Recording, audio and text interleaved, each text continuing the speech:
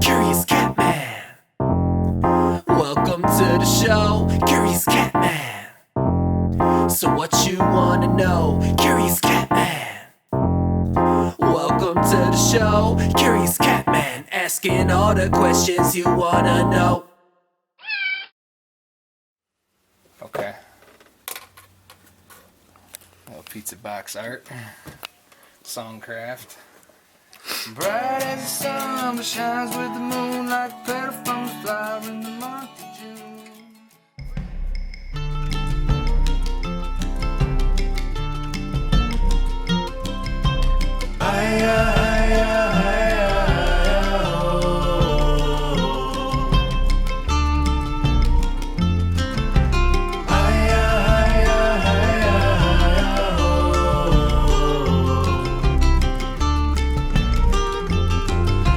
Chippewa chief, my last time around, I came back to protect this ground.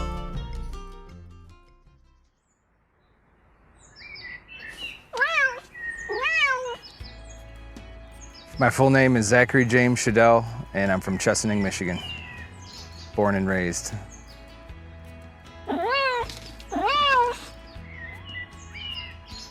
My musical journey, I think, started as a kid. My mom and dad listened to Neil Young, John Cougar Mellencamp, and Tom Petty were kind of like probably the top three. My dad would recite lyrics to me, and so I gained an appreciation for lyrics. Then when I was 17, man, I just got bit by the bug, just started to become infatuated with music. My big thing was lyrics. I wanted to dissect the messages of the songs.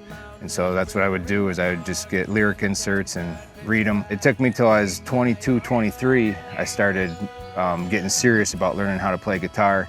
From the time I was 22 to the time I'm 37, I've kind of come full circle from being a beginner to this new album I just came out with.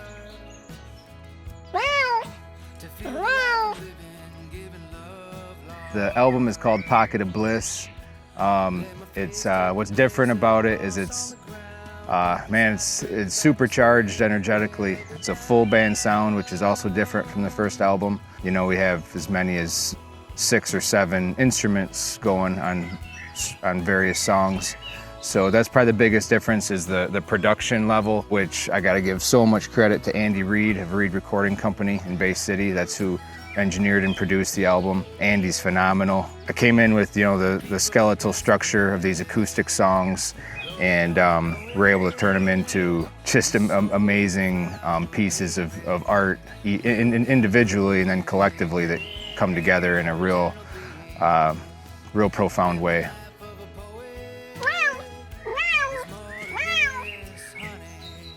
Grown musically as a person, I think I trust my instincts a lot more. I think less and act more, and don't worry about much of anything, to be honest with you. You guys have seen a few cameo experiences with AM Crew. There's no thought involved. It's all feel. And so musically, I've been able to adapt to that for the most part, whether I'm, strumming the acoustic, singing, writing, or playing harmonica. It's very thoughtless, it's very free. And I think that's my biggest growth, is just thinking less.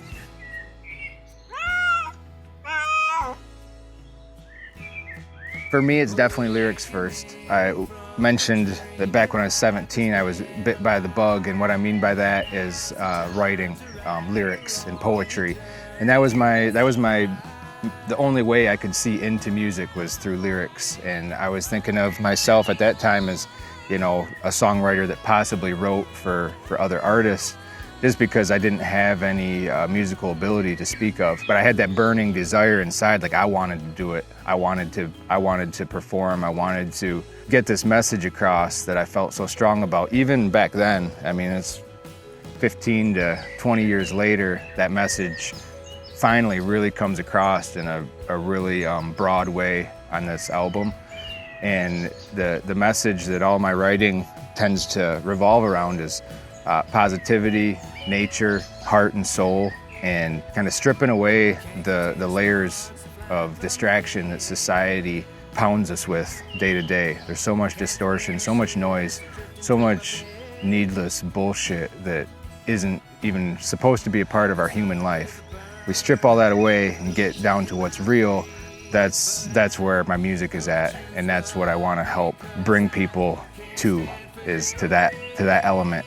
And if people can embrace that, like I have through this creation process, I think that the world will be a better place. And ultimately, that's my goal, and what I hope my role is as a musician is to help inspire things to be better, because I know that they can be. I truly believe every bad situation on this planet is completely reversible, completely fixable, and I hope that my music inspires people to think along those same lines. It's up to us, we can do it. We just gotta get the shit out of the way and do it. I don't think I answered that question at all, but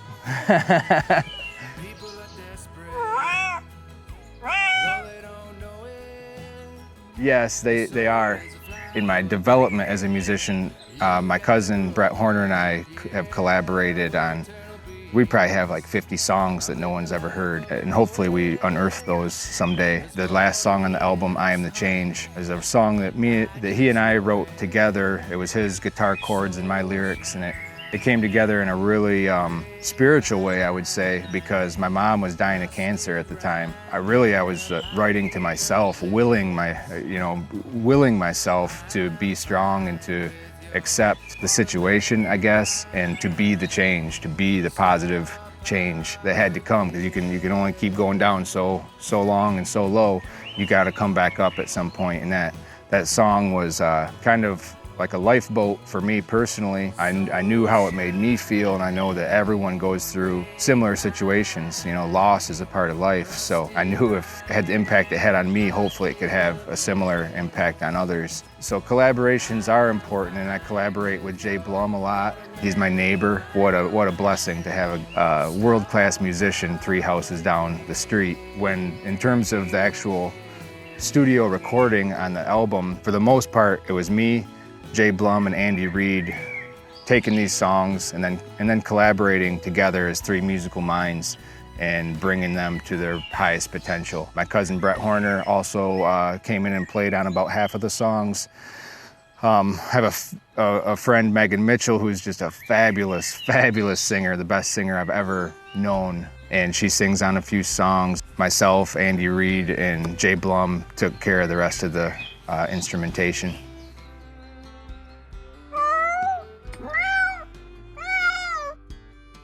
That's a great question. I think it's really important. I probably wrestled with it for all of 2 months, I think. Even after I thought I had it done, had it mixed and mastered, I had to go back to Andy and ask him to switch 2 songs. And I'm so glad I did, because to me, it made a huge difference. You know, they're all individual songs.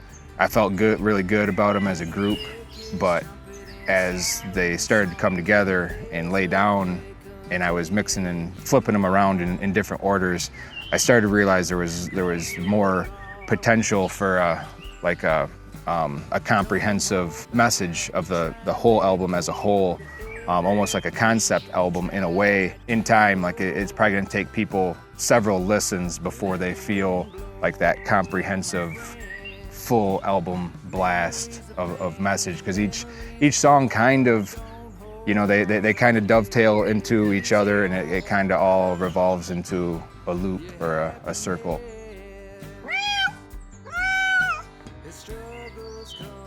I know as a fan of music, I really appreciate seeing live recordings. Like, that's kind of how I can tell really quick if I really like an artist or not when I see them play live. I gotta say, I feel really comfortable in the studio, and my first album was my first taste of really recording to any great degree.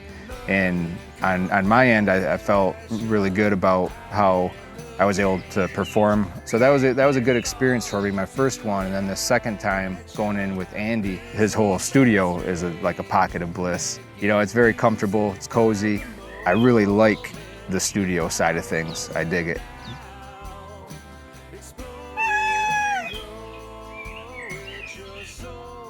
Selfish for myself first. I'm creating music that I want to hear. Really is what I'm doing, and I make it for myself first. If it makes me feel good, then I want to share it accordingly.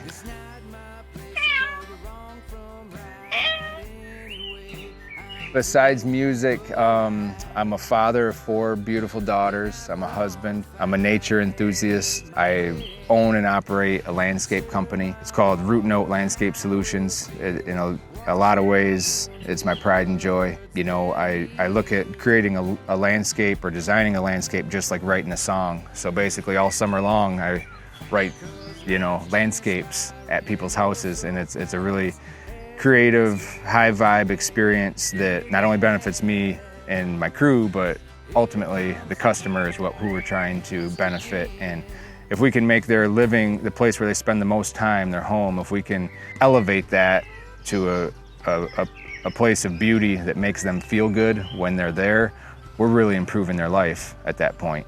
And you know, people can say, oh, landscape, that's not necessary. But do you want to live a happy life? Do you want your home life to be positive? Because I can help create that.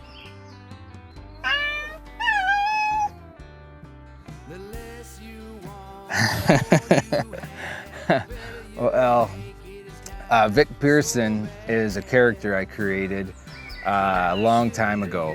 When I was 22, my first band that I was a part of was called the Cardinal Sinners. It was myself, Mike Schultz, Brett Horner. Right about the same time, you know, I tend to be kind of goofy a lot of the time, and so me and Mike Schultz we were moving this couch down the stairs, and so he's at the top of the stairs and I'm at the bottom, and all of a sudden I started talking like an old man, like, oh, hey Mike, keep it level, bud, keep it level, keep it level. And next thing you know, like, it was a phenomenon, a localized phenomenon that all my friends just couldn't get enough of. We did a 7-song demo back then, and Vic Pearson did the intro, so that's what really got Vic on the map a little bit, to the point that we're talking about it 20 years later. So go Vic, and maybe he makes a comeback someday. We'll see.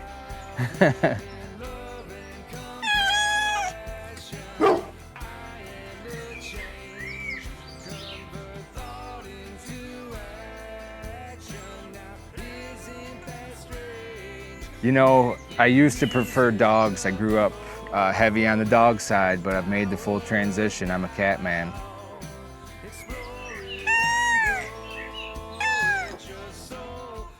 You know, to pick a favorite, it is really, really hard. On any given day, I could pick any of them. I really love the album. The 4 most important to me, I would say, Chippewa Chief, River of Love, Pocket of Bliss, and I Am the Change.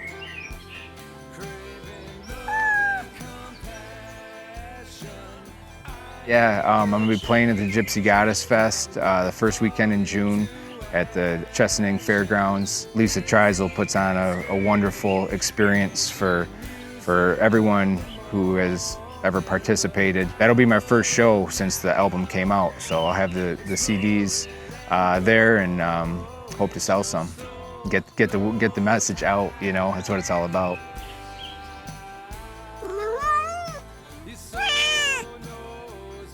You can find it on Spotify, iTunes, Amazon Music, and just about any online distribution place that you would go, it should be there. For physical copies, you can go to cdbaby.com and you can order there, or I have a personal PayPal link that I've shared on Facebook, which that way you get them directly from me.